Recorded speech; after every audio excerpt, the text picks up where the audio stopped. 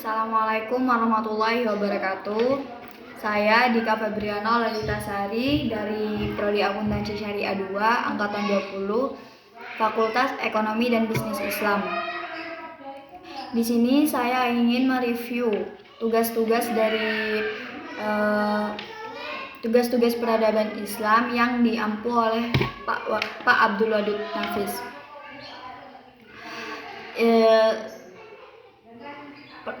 Ini pertama saya ingin menjelaskan tentang analisis peradaban Arab pra-Islam. Jadi di sini saya akan menjelaskan tentang kondisi sosial budayanya. Yaitu pertama, kaum musyrikin itu menyembah patung-patung atau berhala. Jadi di zaman jahiliyah orang Arab, orang dahulu itu menyembah patung atau menyembah berhala, dan mereka mengubur anak perempuan. Dan jika mereka melahirkan bayi perempuan, mereka akan menguburnya secara hidup-hidup. Lalu mereka memperlakukan budak mereka dengan tidak manusiawi. Suka berperang lantaran sebab-sebab kecil, dan mereka suka meminum minuman khamr dan pergaulan bebas, yaitu perzinaan. Selanjutnya saya ingin menjelaskan tentang kondisi religius, yaitu pertama fatalisme, dan kedua paganisme, yang ketiga Allah sebagai super Tuhan, yang keempat monoteisme. Selanjutnya kondisi sosial politik. Adanya persaingan dalam konteks keagamaan antara Kekaisaran Baitium dan Persia. Lalu lengsernya kerajaan Arab Selatan akibat beralihnya peta perekonomian ke Romawi. Lanjut, saya ingin menjelaskan tentang pembentukan peradaban Islam periode kenabian. Jadi, pada Nabi, pembentukan peradaban Islam di fase Makkah. Jadi Nabi Muhammad itu metode dakwah Nabi Muhammad, konten dakwah di Makkah, bentuk peradaban Nabi Muhammad, faktor-faktor penolakan penolakan dakwah Nabi. Di sini saya akan menjelaskan empat bagian itu. Ini pertama, metode dakwah Nabi Muhammad SAW itu secara rahasia. Jadi rahasia, tidak diketahui atau sembunyi-sembunyi. Lalu kedua yaitu terang-terangan. Nabi Muhammad dakwah secara terang-terangan di Mekah maupun di luar Mekah. Lalu saya ingin menjelaskan tentang konten dakwah di Mekah. Isi dari dakwah Nabi Muhammad itu sendiri yakni pendidikan tauhid dalam teori dan praktek, dan beliau mengajarkan tentang pengajaran Al-Quran juga. Lanjut, bentuk penolakan dakwah Nabi Muhammad yaitu satu, dengan cara lunak, kedua dengan cara semi lunak, dan yang ketiga secara kasar atau keji. Jadi Muhammad diperlakukan secara kasar oleh kaum Mekah. Selanjutnya, faktor-faktor penolakan dakwah Nabi Muhammad yaitu bidang politik kekuasaan, yang kedua sosial atau persamaan derajat sosial, yang ketiga agama dan keyakinan. Jadi mereka masih yakin atas kepercayaannya mereka tentang menyembah patung, yaitu berhala. Selanjutnya budaya, taklid kepada nenek moyang. Yang kelima yaitu ekonomi, perekonomiannya mereka. Lalu lanjut, saya ingin menjelaskan tentang dakwah Nabi Muhammad di Madinah. Beliau di Madinah mendirikan masjid dan mempersaudarakan antara kaum Ansor dan kaum Muhajirin. Lalu selanjutnya perjanjian saling membantu antara sesama kaum muslimin dan non muslimin, atau biasa disebut dengan Piagam Madinah.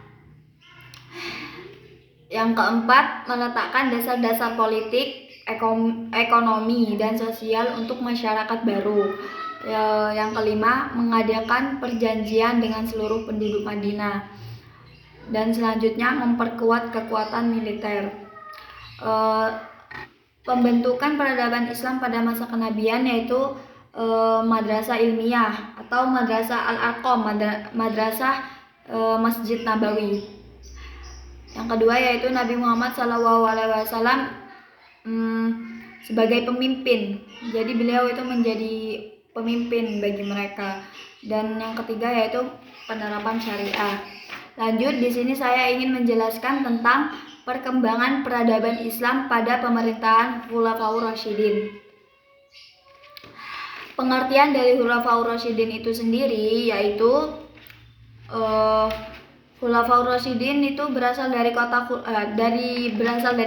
khulafa dan ar-rasyidin. Kata khulafa itu artinya sendiri yaitu diambil dari kata khalifah yang berarti pengganti, sedangkan ar-rasyidin itu artinya mendapat petunjuk. Arti dari Khulafaur Rasyidin itu sendiri yakni orang yang ditunjuk sebagai pemimpin yang selalu mendapat petunjuk dari Allah Subhanahu wa taala. Para Khulafaur Rasyidin ini merupakan sahabat Nabi Muhammad SAW, yaitu ada 4. Pertama itu Abu Bakar, yang kedua itu Umar bin Affan, yang kedua Umar bin Affan, dan yang pertama itu Abu Bakar As-Siddiq, dan yang kedua itu Umar bin Khattab, yang ketiga itu Utsman bin Affan, dan yang terakhir itu Ali bin Abi Thalib. Di sini saya ingin menjelaskan tentang Abu Bakar As-Siddiq. Abu Bakar As-Siddiq sendiri lahir pada tahun 572 Masehi dan wafatnya pada tanggal 21 Jumadil Akhir 13 Hijriah atau bertepatan dengan 23 Agustus 634 Masehi. Masa jabatan beliau yaitu 11 sampai 13 Hijriah atau 632 Masehi sampai 634 Masehi. Kemajuan peradaban Islam pada pemerintahan Abu Bakar As-Siddiq sendiri yaitu beliau telah memperbaiki perbaikan sosial di masyarakat. Yang kedua itu peluasan dan pengembangan wilayah. Beliau meluaskan dan mengembangkan wilayah Islam. Selanjutnya mengumpulkan ayat-ayat Al-Quran. Yang keempat sebagai kepala negara dan pemimpin umat Islam. Yang terakhir meningkatkan kesejahteraan umat Islam. Lanjut saya ingin menjelaskan tentang Khalifah Umar bin Khattab.